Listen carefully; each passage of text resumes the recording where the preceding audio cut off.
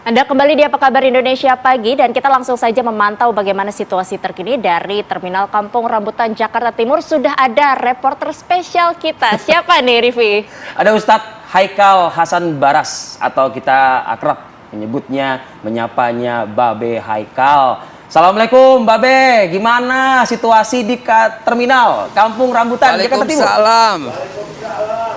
Ya, saya sedang berada di Terminal Bus Kampung Rambutan karena saya juga mau mudik, Bang Arif Fadil. Lanjut Babe, lanjut. Saya mau mudik juga, tapi saya mudik nggak jauh-jauh di Kebon Kacang, Tanah Abang. Teman-teman sekalian, pemirsa TV One dimanapun Anda berada, saya sedang berada di Terminal Bus Kampung Rambutan Jakarta Timur. Yang seperti yang pemirsa saksikan bahwa pagi hari ini puncak arus mudik diperkirakan akan terjadi. Kalau kita lihat dari data kemarin, sudah per hari rata-rata Terminal Bus Kampung Rambutan Jakarta Timur memberangkatkan 152 bus. Itu bisa mengangkut 2.762 penumpang. Dan kalau kita bandingkan dengan data tahun lalu, ada terjadi peningkatan sekitar 30%. Namun hari ini akan kita saksikan puncaknya, karena diperkirakan Lebaran tahun ini jatuh pada hari Sabtu yang akan datang, sehingga sekarang yang sudah mengalami cuti akan mengikuti ritualnya, kata teman-teman. Ini di samping saya ada salah seorang calon pemudik. Boleh kita ngobrol-ngobrol sejenak, Pak? Boleh. Tujuan mana, Pak? Tujuannya ke Purwokerto. Pemirsa, tujuan favorit dari pemudik kali ini tuh biasanya seputar Jawa Barat, Jawa Tengah, dan Sumatera.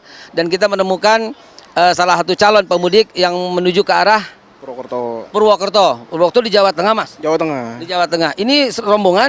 Ya. Sama ibu saya. Bersama ibu, hati-hati ibu, sehat.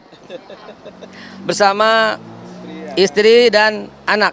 Kenapa naik bus? Nggak naik kereta, nggak naik yang lain? Kehabisan kereta. Kehabisan, itulah situasi yang terjadi karena tahun ini ada 120 juta orang yang harus dibuat mudik, dan mereka selalu mempersiapkan segala sesuatunya. Siap-siap mudiknya? Siap. Bagaimana kalau macet di jalan?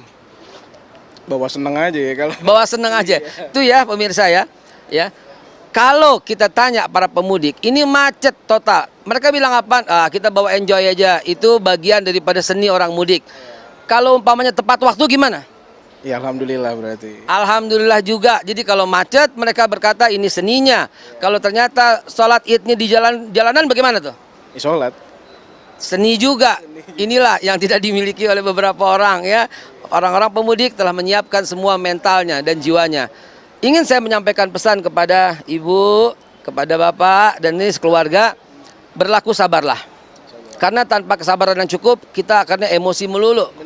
Berlaku tenanglah, kompaklah sesama pemudik, ya. Dan jangan lupa selalu perhatikan kesehatan anak-anak dan orang tua. Pemirsa, kalau kita perhatikan, dari tahun ke tahun merupakan budaya bangsa ini adalah selalu melakukan hal demikian. Karena Jakarta adalah memiliki magnet yang luar biasa untuk tempat mencari nafkah. Dan itulah yang disebut berbineka tunggal ika. Dari berbagai daerah, dan ini dari daerah Purwokerto, yang nanti kita akan temui, akan kita tanyakan lagi beberapa daerah merupakan tempat semuanya mencari nafkah di sini. Dan teman-teman sekalian, kepada kesempatan kali ini, saudara kita, nama siapa Pak? Hartono. Mas Hartono sebenarnya ingin naik kereta, tapi ternyata kehabisan tiket. Kalau naik kendaraan sendiri biasanya gimana? Lebih enak ya, cuma badannya nggak fit nih. Beliau terbiasa juga menggunakan kendaraan sendiri. Namun ini pesan yang sangat baik untuk pemirsa dimanapun Anda berada. Beliau merasa badannya kurang fit. Karena itulah dia memutuskan untuk naik kendaraan umum. Patut diacungi jempol karena jangan mengemudikan kendaraan kalau kurang fit.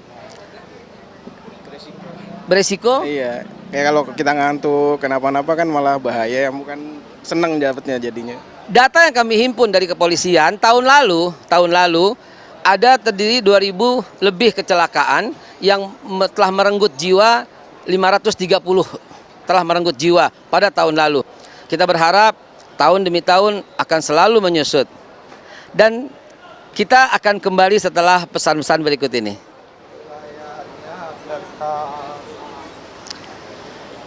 Pemirsa, kita kembali dalam Apa Kabar Indonesia Pagi, liputan khusus orang-orang yang mau mudik. Kita lihat, kita pantau, kita laporkan untuk kebaikan kita semua. Kita akan mencari lagi satu orang yang akan kita wawancarai. Mas, boleh? Lagi capek nih. Sebentar ya, nggak apa-apa ya. Dengan siapa? Pak Irfan, Pak Irfan. Pak Irfan tujuan kemana? Cilacap saya Pak. Pak Irfan sedang tujuan ke Cilacap. Pak Irfan tiap tahun mudik seperti ini? Tiap tahun mudik seperti ini Pak. Naik bus atau biasanya bawa kendaraan sendiri atau bus? Dulu saya bawa kendaraan roda 2 Pak, cuma karena merasa capek aja kita beralih ke moda transportasi. Pemirsa TV One, lagi-lagi kita mendapatkan pesan yang sangat baik. Pak Irfan ini tujuan Cilacap. Biasanya dia menggunakan roda 2 dan karena kondisi yang kurang fit, beliau memilih dengan berkendaraan bus. Udah punya karcis? Belum ini Pak, kebetulan bisnya juga belum datang ini. Nanti kalau nggak dapat gimana? Ya saya tunggu aja Pak.